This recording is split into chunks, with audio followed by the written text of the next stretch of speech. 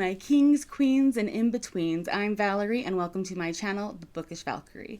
So I did a vlog last month during the first week of the month. Have not edited it at all, let alone posted it. So I thought the obvious conclusion, a month later of no posting, that rather than editing that video, I should just start a new vlog, and we'll see which one gets edited and put up first. So I don't know if you are seeing this beginning of May vlog first or the beginning of April vlog first, but here we are. So basically the reason I thought that now would be a good time for me to do a vlog is that I am going to be in Salt Lake tonight and tomorrow night, and I have plans to go to a couple of the indie bookstores in the area, and I wanted to vlog that. And I thought the perfect way to open a vlog about shopping that will probably end in a haul is to start with a haul. Because why not? Why not? So I think like last week, whenever the 26th was Indie Bookstore Day, and I purchased several audiobooks through Libro FM for that, and then I also ordered a couple of books from Under the Umbrella, and then I had a few books that I have recently picked up from Barnes & Noble that I wanted to go through with you. So we're just gonna do that and see where we end up. The books that I got from Under the Umbrella are keeping within the parameters that I'm trying to give myself for purchasing books, and then the books from Barnes & Noble are not. But I have my reasons. We'll get there though. So first is A Strange and Stubborn Endurance. I finished reading this like right before Indie Bookstore Day and absolutely had to get a physical copy of it. I will go into more depth with this when I do my wrap up for the month of April, which I don't know, maybe you'll see it later this month or maybe you'll see it in like 3 months, because my life is chaotic and my way of going through it is chaotic. And yeah, but yeah, this was 5 stars. I really loved it and absolutely had to have it. And then another book, I believe I actually vlogged reading this in the vlog that I have yet to edit. So obviously I needed to get this. This was also 5 stars. This is Dead Girls Don't Dream by Nino Cipri. This is their YA debut, and it's gorgeous. It's beautiful. I love it. It is creepy and a little bit horrifying and just a perfect example of why I love YA horror. It was just exactly what I needed in the moment that I read it. Now we're going to move on to the books from Barnes & Noble. This one is still within keeping of my rules of either being a book that I have read and loved or a book by an author I love and will be supporting, period, end of story. I have not read this, but Erica T. Worth is an amazing author. I love her. Her debut book was White Horse, which I loved. It was so creepy and so good. And the premise for this book sounds amazing. So obviously I need to have this on my shelf because I'm going to love it. Like, I guarantee I'm going to love it. This is a 5-star prediction. If it's 4 stars, I'll be happy. If it's anything lower than that, I will be shocked. But really excited to read this. So technically, these books do not fall within the rules that I have set up for myself for buying physical books, but they really intrigued me and I needed to know what were inside the packaging of these blind date with the books. And I was going to wait until I actually read these to unwrap them and haul them, but I know myself and I will just let them sit on the shelf and never read them if I don't know what they are, because I am such a mood reader that I'm not picking up a book that I don't know I really want to read in that moment. So this one is for young readers. Sentient typewriter solves a mystery and commits crimes. Which sounds like none of the books that I have heard of, so I super am curious to see what this is. Oh yeah, definitely have never even seen this cover. Olivetti by Ali Millington. So that is really intriguing, and I will give that a go hopefully sometime soon, because that premise sounds really fun. I have got a graphic novel. I'm going to say it's probably for young readers because it says 8+, and it follows a group of cryptid kids as they run from a government facility. Again, sounds like it's perfectly within my middle grade YA reading preferences. We'll see what it is. I haven't heard this premise either.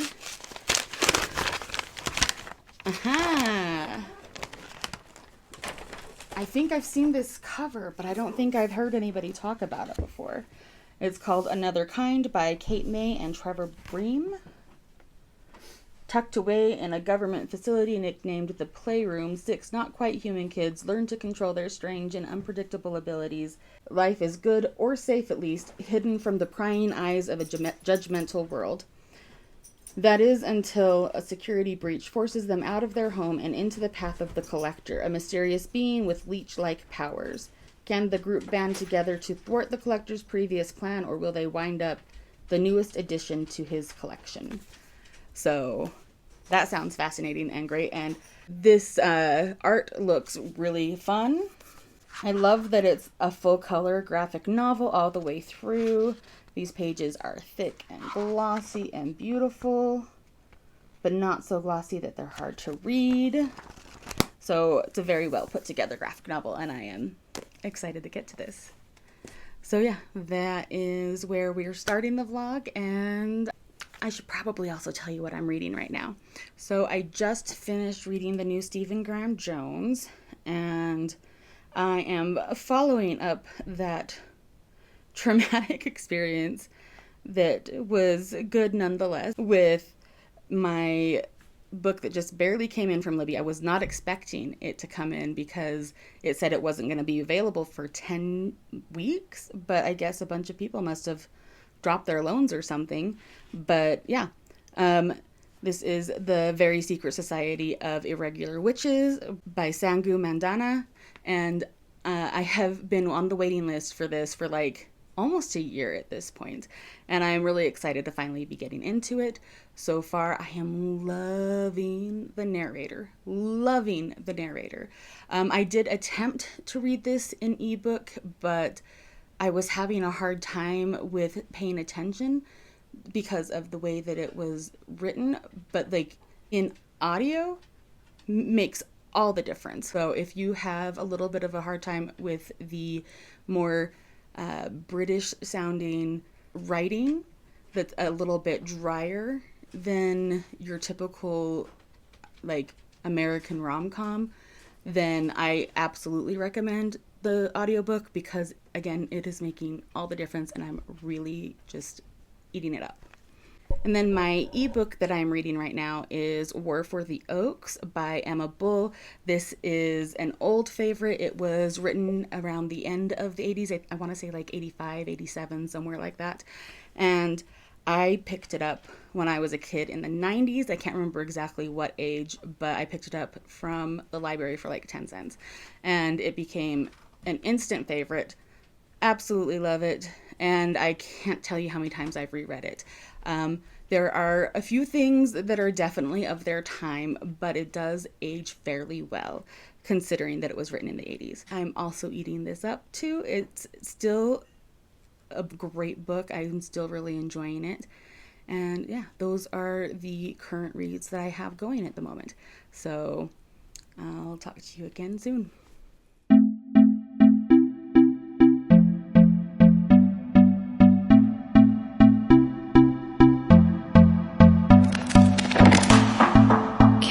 Be a star tonight. You fill my soul with light the day we met. I don't wanna leave your side, no. Have me by your side when the sun sets. I hope you'll still want me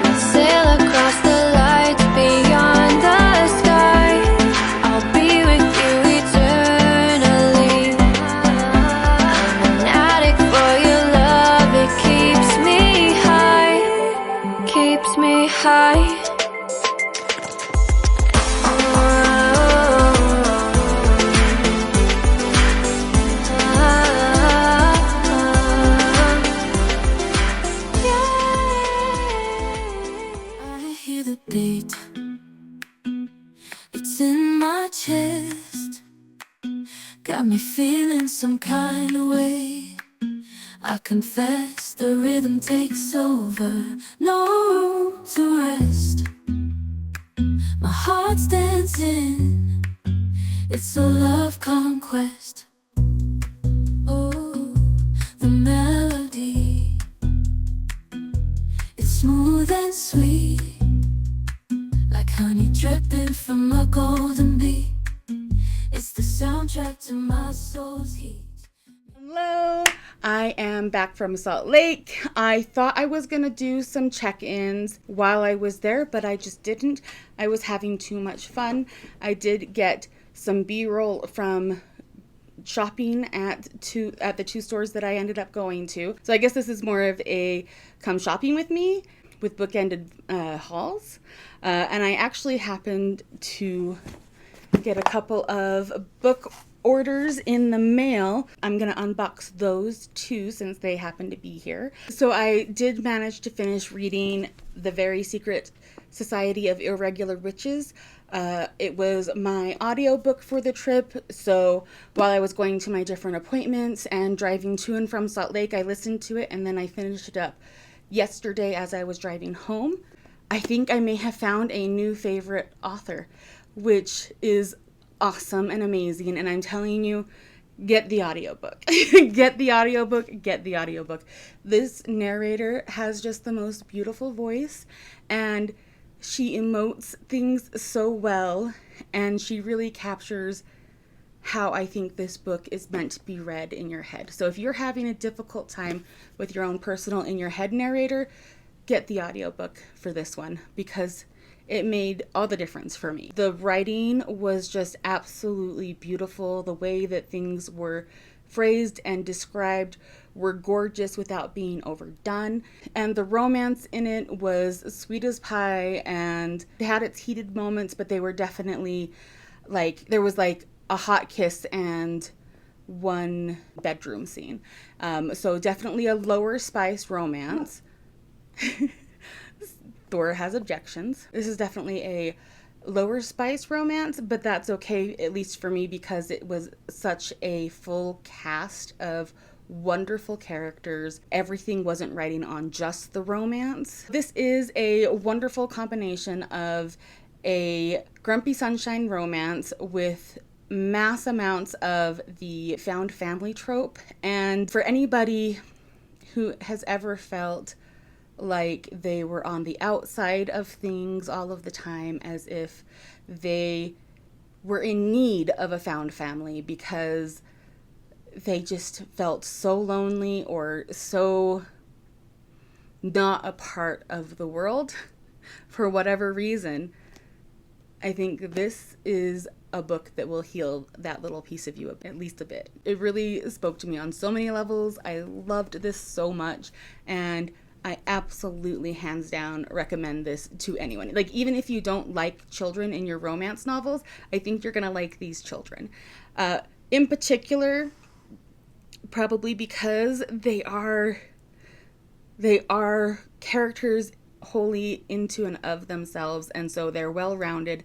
They have full-blown personalities. They're not just props to bring tropes into the romance. They are wonderful, and they are a big part of the overarching storyline and the plot of things, and they're how our couple find themselves spending time together and finding common ground and finding understanding of each other because of their shared caretaking of these girls.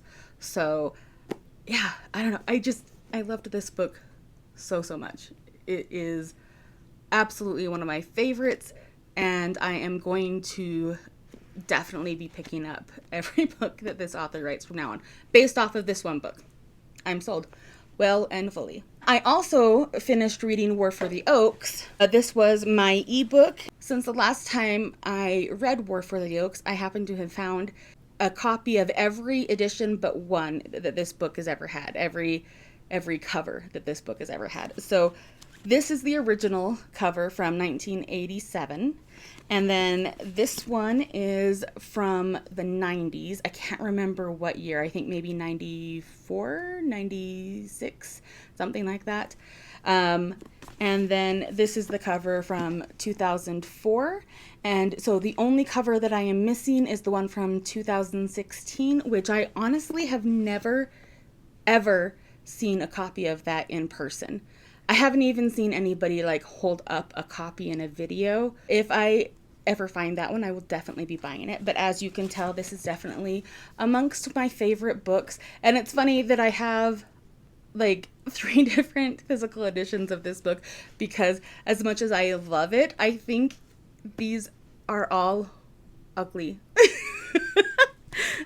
But I love them. My love affair with the Torque Publishing Company started with War for the Oaks. I am just now realizing that I have not told you what War for the Oaks is. I don't think I even told you when I said I was reading it at the beginning of this video. So here goes. This is a story about Eddie, who is a vocalist and guitarist, and it opens with her having like a rotten night. She is breaking up with her band and her boyfriend. And then she finds herself chased through an open-air mall at night by a man and a dog. And it turns out that this man and this dog are actually one person, and he is the Puka. He is a man from Fairy, and he has chosen her to be the mortal mascot, I guess, of the Sealy Court for their war with the Unseelie Court over the heart of Minneapolis. So basically, because the Fae are all immortal, any kind of squabbles, no matter how many times they are slain, they come back the next day as if nothing happened. And so if they want a war to have real consequences and to have the real gravity of decision making, they have to invite a mortal and bind them to their court to bring death to the battlefield, to bring mortality to the immortal. And so Eddie is selected to be that mortal for the Sealy Court, and she is so not with the program. But gradually over time, she starts to make friends with the Fae, the Puka in particular, and she starts her own band, and she discovers her own magic, and she brings not only mortality to the immortal, but change to a people who have not changed for eons. And it is an epic fantasy, even if it is an urban fantasy. And so, but I also consider this a romantasy because Eddie has a couple of romances, and my favorite wins. It's honestly, I kind of have to wonder sometimes if like Holly Black or Sarah J. Maas or maybe even like Cressley Cole maybe imprinted on this book when they were younger, because there are elements to the storytelling that show through in those books. For instance, for I would say the closest comp to this book that I would give would be Holly Black's Tithe, and except that's YA and this is adult. And then I would say that Eddie has so much in common with the main character of Tithe, and the Puka. I mean, but if you've read Tithe, you know what I'm talking about. If you didn't, go read it. It's worth it. And then so far as like Sarah J. Maas goes, there is the fairies. There is a mortal being brought into a mess of not of her own making, and ultimately deciding the fate of these Fae people, and ultimately deciding what happens to all of these immortals. And then on top of that, we also have a very similar dynamic between Eddie and Willie Silver and the Puka as you do between Feyre, Tamlin, and why am I blanking on Shadow Daddy? What is his name? Anyway, you know who I'm talking about. Everybody's favorite winged Shadow Daddy. And so you've got those similar dynamics, and then you have a similar situation. And so I kind of wonder a little bit if maybe there was some sort of influence there. Plus, I want to say this is definitely the farthest back dated urban fantasy or paranormal romance or romantasy or whatever you want to call it that I have ever read, because this is, like I said, originally printed in 87, and it feels like the primordial urban fantasy, romantasy, paranormal romance. And I don't know, I just have a very special place in my heart for this story. Okay, now that I have talked way longer about that than I should have, and will probably be editing most of that out, the new books, the haul. So we're going to start with my aardvark. I only got one book this time, and I'm super excited for it. It's gorgeous. So I got When the Tides Held the Moon, and this is a male-male romance or romantasy between a merman and a fabricator who unknowingly built the cage that this merman is being held in. And as he gets to know and befriend this merman, they start to fall in love. And I'm assuming some sort of plot to free him is come up with or something. I did read the summary, but I have forgotten most of it by now. And I just remember that it sounded like a story that I will definitely love and enjoy. And I mean, this is just such a gorgeous book. If you are looking for a subscription box that's just the book, and you're debating between services like Aardvark or Book of the Month, I can tell you personally, I prefer the books from Aardvark. And that, again, is down to personal taste, because Book of the Month is much more literary and thriller oriented, whereas although they do have plenty of thrillers through Aardvark, it's much more genre heavy. It's much more genre fiction heavy, and so you get a lot more fantasy and horror and romance, and the romance is never just a straight up romance. It's always, I don't know, gothic or something along that line, and that's much more in my wheelhouse. And then there's also my personal bitch about Book of the Month, and that is that they have an audiobook program, but they don't tell you up front. It's in the fine print. But if you get audiobooks through Book of the Month, you don't own those audiobooks the way that you do through other services like Libro FM or even Audible.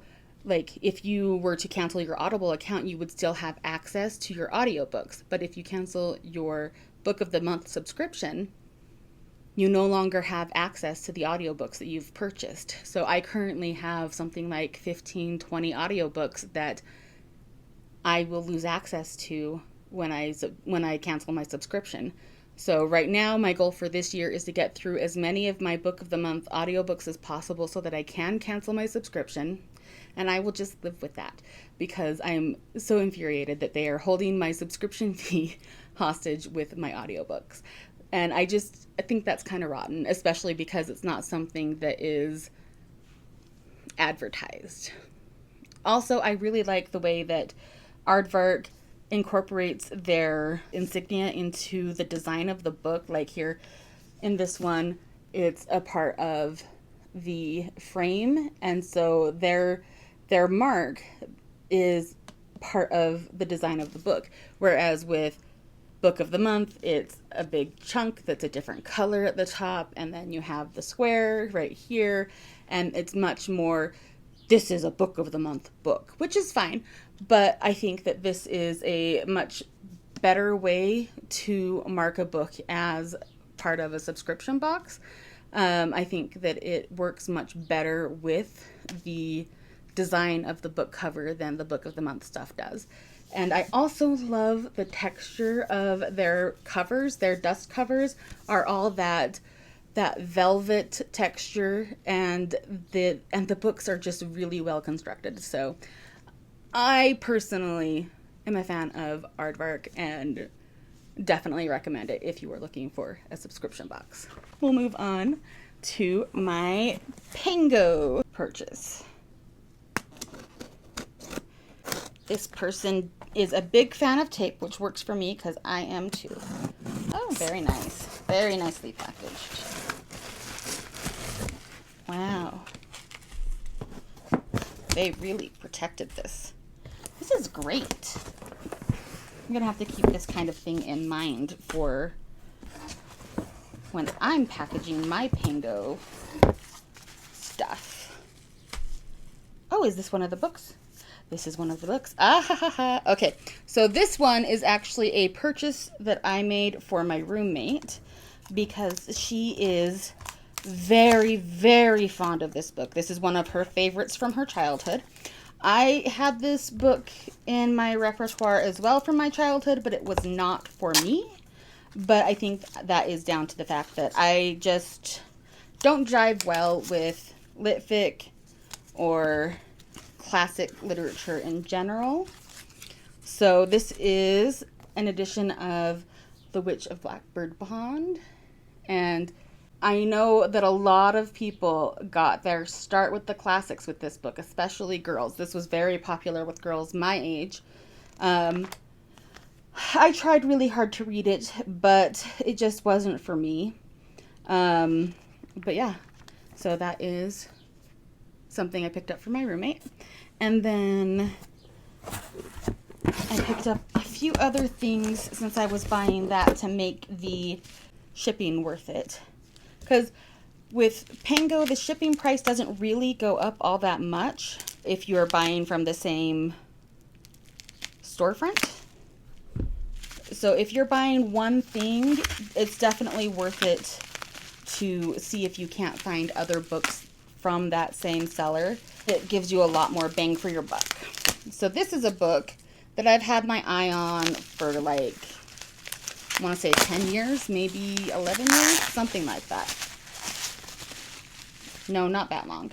I think I've had this I think I've had this book on my radar since like 2016, 2017, and I just have never got around to picking up an edition of it. And when I saw that there was a hardcover edition of it, I picked it up. And if I'm perfectly honest with you, I don't remember what this is about. I know that this is a YA story about a girl who is queer and I think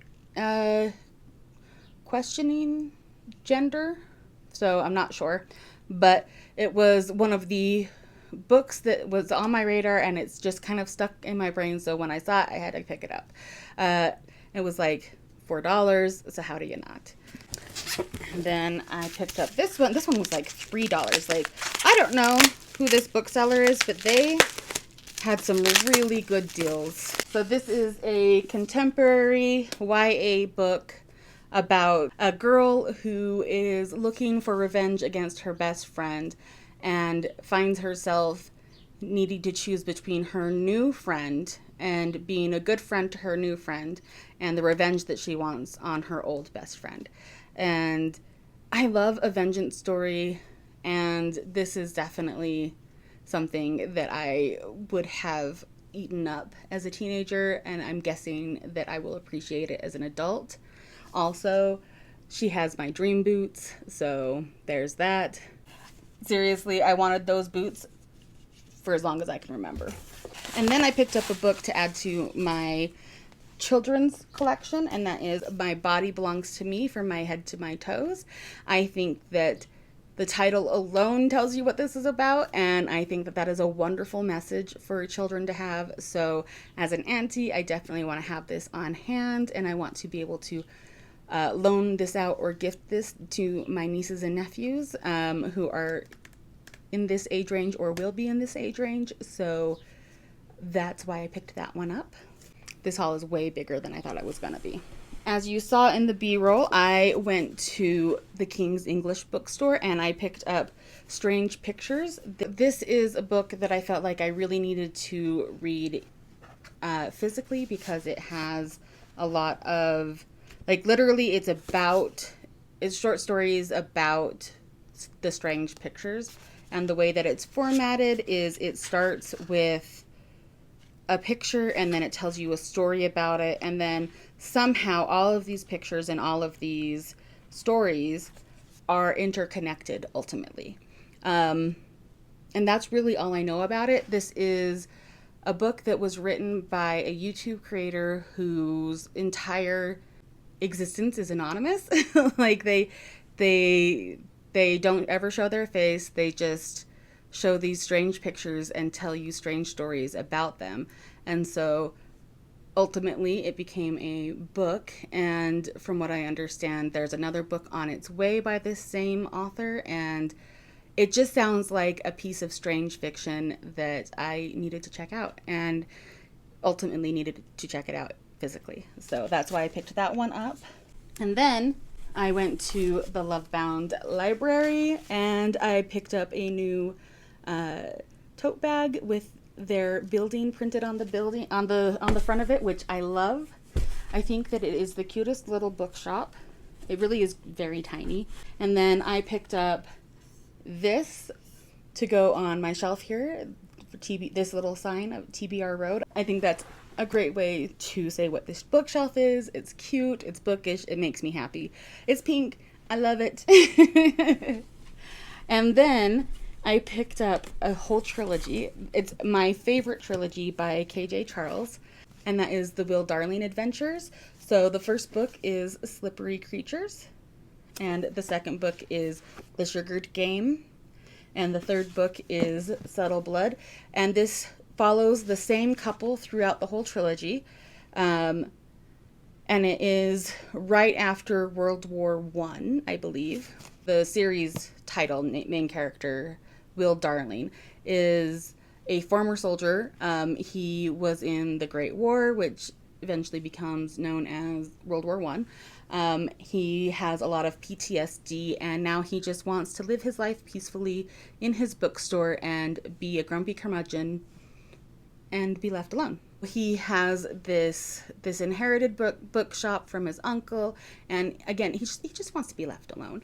But all of a sudden, strange people start showing up and making threats. It's a tell us what we want to know or else. Unfortunately, he doesn't know the information that they want. He hasn't got a clue.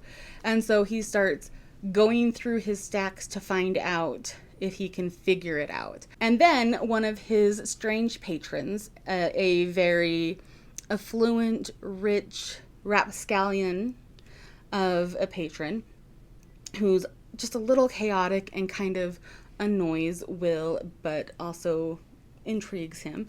And that is Kim Secretan. He is a lordling. He is considered to be just this absolute layabout scoundrel who just runs amok and is just an absolute hedonist. But he has a secret. He has a secret double identity. So he is also, on the down low, a spy. And so he steps in and offers to help find this information. And now it is a race against time and lust for these two to figure out what's going on, both in the bedroom and out of it. So anyhow, they're charming. They are absolutely reprehensible and honorable at the same time. And I just love them. I really, really do. One of my favorite series ever. So obviously when I saw these on the shelf at the Lovebound Library, I had to pick them up. I have never seen these books on the shelf before, and they are a set that I have been wanting to buy for a long time. So when I saw them physically in a bookstore, I had to have them. And see, that's the beauty of little bookstores like the Lovebound Library that specializes in a certain section of literature where they focus on romances. That means that they're going to have a lot more indie authors on their shelves than you'll see at, say, Barnes and Noble. And so, yeah, I love it. I'm so excited. And then I caved and I bought another blind date with a book. I couldn't help myself. I need to know what's under the wrapping. So I'm going to open that with you too. And this adorable version of a blind date with the book actually comes with a sticker that they tape onto it. So it's still usable, and it's just this cute little spicy pepper with a book. And then it came with a cute little bookmark, which I like, but I will probably end up sending this with some of the books that I sell on Pango. Since I'm talking about Pango, I do sell books on Pango, and every book that I sell on Pango, all of the proceeds from that goes to the World Central Kitchen so that I can help contribute to people in the world who are in need of a good hot meal. Right now, the World Central Kitchen is actually in real desperate need for donations. So either if you are wanting to help out, you can go directly donate to them, or you can buy some books from me and I will donate to them on your behalf. But right now they have run out of food and they are unable to get food to people in Palestine, and so they are doing a really big drive right now for the people of Palestine to get them some food because they are being starved out by Israel right now. So if you can donate, if you want a book in exchange for your donation, go to my Pango store. It'll be linked below in the description, and feel free to buy as many as you want. All of the books that I sell also come with stickers and bookmarks, so it's a way to donate and make a difference in somebody's life. I don't know. I don't know how to transition from that to this. So we're just going to do it awkwardly because that's me. All right, so this book is Sapphic, Friends to Lovers, Non-Binary, Ex-Pansexual, plus size, and the spice is 4 out of 5 chili peppers. So that sounds wonderful and right up my alley. And let's see what it is. I honestly haven't got a clue. Oh, there's some more bookmarks. Lovely. I love that. They have little books on the back that you can fill in. That is so fun. Okay, awesome. And then, okay, I don't think I've ever seen this book talked about before. So this is My Best Friend's Honeymoon by Meryl Wilsner. Sometimes to find a happily ever after, you just have to ask. Elsie Hoffman has been engaged to her college boyfriend for a year and a half. Ginny Holtz has been in love with Elsie for almost a decade and a half. When Elsie discovers her fiancé already planned their wedding and honeymoon as a surprise, and she's expected to be in a white dress in 7 days, she swiftly realizes she's let herself become too comfortable with a future she never wanted. She breaks things off, and a week later is on a plane to the Caribbean for her non-refundable honeymoon with her best friend, Ginny, instead. Ooh. Ginny thinks it's high time Elsie learned how to speak up for herself, so they make a deal with her. For the next week, Elsie can have whatever she wants, wherever, however, and whenever she wants it, as long as she asks. They never expected Elsie to want them. What starts as choosing activities and taking selfies soon turns to toe-curling kisses and much, much more. But what happens when the honeymoon is over? Meryl Wilsner's My Best Friend's Honeymoon is about not only learning to ask for what you want, but for the happiness you deserve. That sounds wonderful. I really, really hope I love it. I do have like a love-hate relationship with the friends to lovers trope, but I knew what I was picking up when I bought this. I either absolutely love it or it icks me out. I am hoping to love it. It isn't a make or break trope for me though, so I'm kind of totally excited to read this.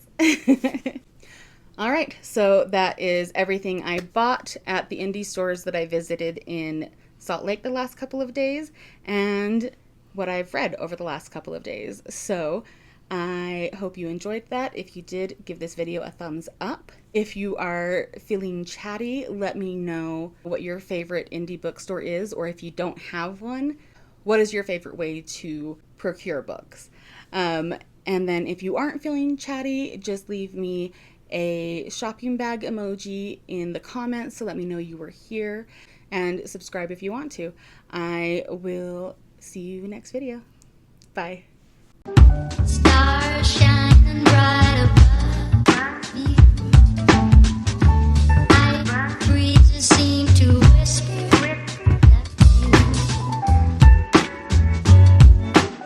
sycamore tree. Dream a little dreamer. Now, these books technically are not within the rules that I have given myself for... Hi. Hi. I'm telling on myself to you right now. But you would have heard it on the video, so. Oh. I bought books outside of my rules. You. Rule breaker. Uh-huh. I don't know. Okay. Well, that was a waste of time. Kim Secretan.